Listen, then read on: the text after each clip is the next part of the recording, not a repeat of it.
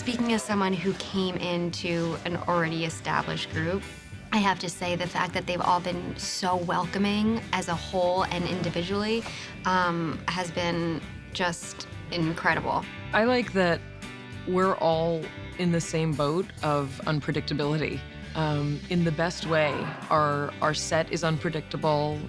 Things can change at the last second. You can sometimes be given a page-long speech at the last second to memorize in 2 minutes. And it really feels like we are collaboratively in that together. I'm good, how are you? The best thing about working in this cast, as far as I'm concerned, and this has been true since day one and it's held true to now, there is such a workman, professional-like attitude about everyone. And that does sound unfun, doesn't it? I don't mean it to, but for me, I think that's the best thing. Because we love what we do, we love working as hard as we possibly can. And all of the attention that the show has gotten, the accolades that we've been given, they never have had an effect of us feeling like we could relax now and kind of take it easy. You know, it only has raised the bar for us to work that much harder. But really, at the end of the day, it never does quite feel like a job, I guess. It sort of feels like we struck something while playing one day, and then people said, keep doing that thing. We also like watching it, so just if you can keep on doing that, that'd be great. As an actor or as an artist, when you are on stage or you're painting or you're singing or whatever it is, you always want to be doing it in a safe environment. And I think because our chemistry is so good, because we feel so safe with each other, it allows us to really push our boundaries without worrying about failing. People that are on series, you're with these people more than you're with your own family, and it's become my family. Season 1 does not happen. It happened season 5. Hit us hard. Yeah.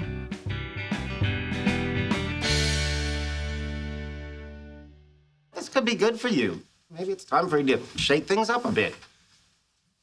You're right. I should embrace the chaos. Great. In a personal level, I really enjoyed getting to the episode where Penny ended up cutting my hair. Okay, what do you think?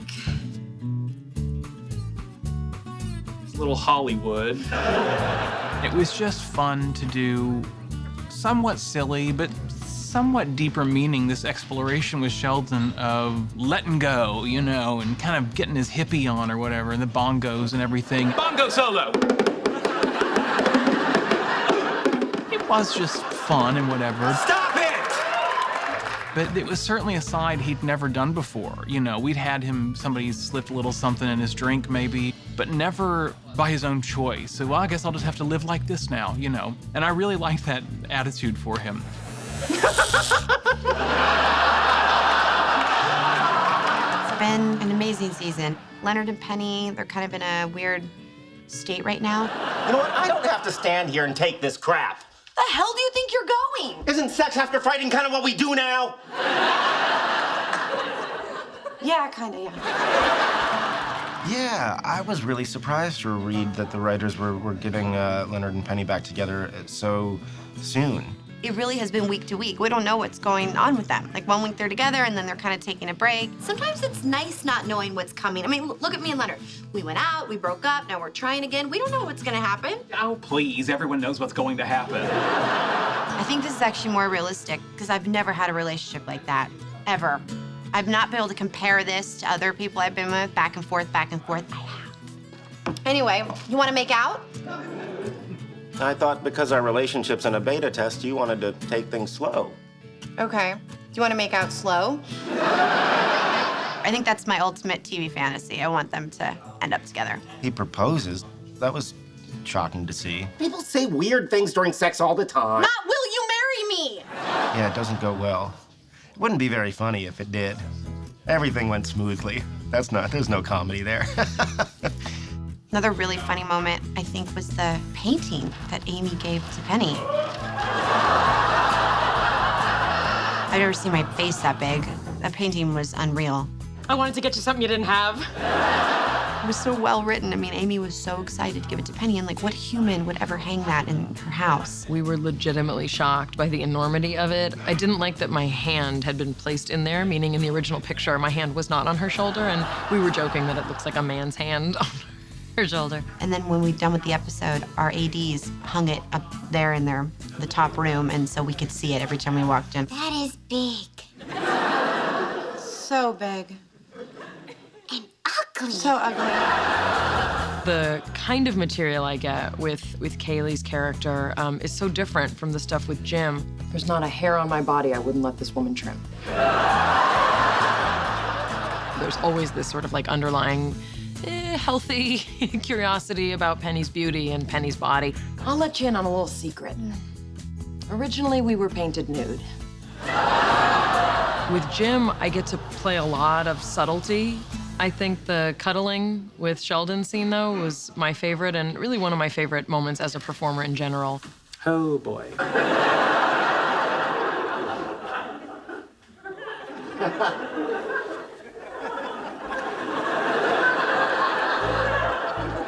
The other thing that sticks out to me is the chance to work with Stephen Hawking. It's an honor and a privilege to meet you, sir. I know. They actually taped his scene on location, but then he came to watch a run-through. He wanted to come by and watch a run-through. It's hard to put it into words because it all seems so cinematic at the moment.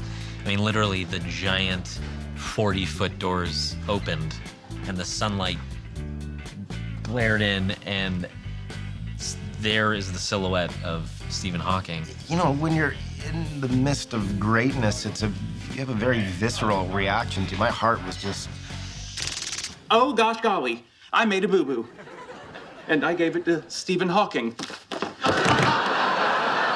Wait, another fainter. After all of that divine-like quality, I then had to do an impression of him where I kind of make fun of him in front of him. A word of caution, I would not do your Stephen Hawking impression in front of him.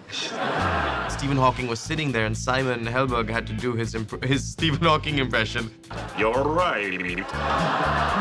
And he did a Stephen Hawking impression, and Stephen Hawking is sitting right there. And I was terrified, probably the most I've ever been. I suppose that could be considered offensive. I did it and sort of stood up and saluted him after. He went like... And he smiled, and it was a pretty incredible feeling. It was really very thrilling that he has any interest in what we do here. You know, I'm sure his time is more valuable somewhere else. With all due respect to every other actor I've ever worked with, I've never worked with anyone as smart as Stephen Hawking.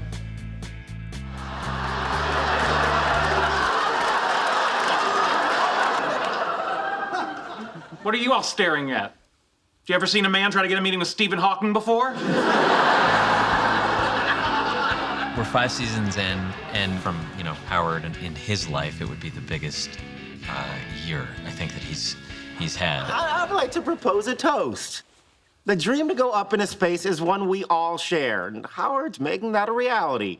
We're all very proud of you. Cheers. Cheers. Howard gets an opportunity to go into space, technically to become an astronaut. There's lots of fights with Bernadette. There's astronaut training. Payload specialist Howard Wolowitz is requested to report to the NASA Johnson Space Center for astronaut training Monday, 8 a.m. Yeah, but it's from NASA, so it's 0800. But it says 8 a.m. You read it as 0800. Doesn't have an O in front of it. I got to experience zero gravity. Cool, how do they do that? It's pretty neat. I thought Simon was so brilliant in the way he played that scene in which he's slowly deteriorating at space camp. You get in this plane that goes almost straight up for like 20 seconds, and then straight back down like it's gonna crash. And they do it over and over again, no matter how many times you throw up. Everything is all rosy and I miss you and things are great here and I'm fine, and then... Howie, what happened to you? We did overnight survival training in the wilderness. Big fun, big fun. we find out that it's hell. I ate a butterfly. Bernadette has always loved Howard. If you're gonna love me, you're gonna have to love the whole package. The tender-hearted poet and the crazy daredevil. He had a lot of growing up to do, and I think he did most of it probably in this season. You're my soulmate. This is where you kiss me. Right. Make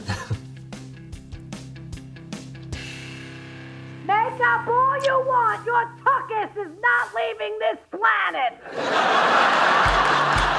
Everyone really loves each other and gets along, and I have to say that that's really special and important. I think we would be comfortable anywhere for a long period of time. On the International Space Station? Are you inviting us right now? I would use every person at my disposal to get out of an extended stay on the International Space Station. The cast out of character? Oh, would be disastrous. If we could each have our own bathroom, then I think we'd be fine. It'd be a lot of fun, I think. Apart from the fact that I'd probably have a panic attack. I don't guess it would go well for me in space. I'm sweating thinking about it. Kunal and Melissa and I maybe would bundle for warmth and regale each other of stories from Earth while Johnny sketched us. I would love that, man. It's honestly not a bad idea. It's not very different than being here 7 days a week, do you know what I mean? Or maybe I find a new way to let go and float and drink Tang. I don't know.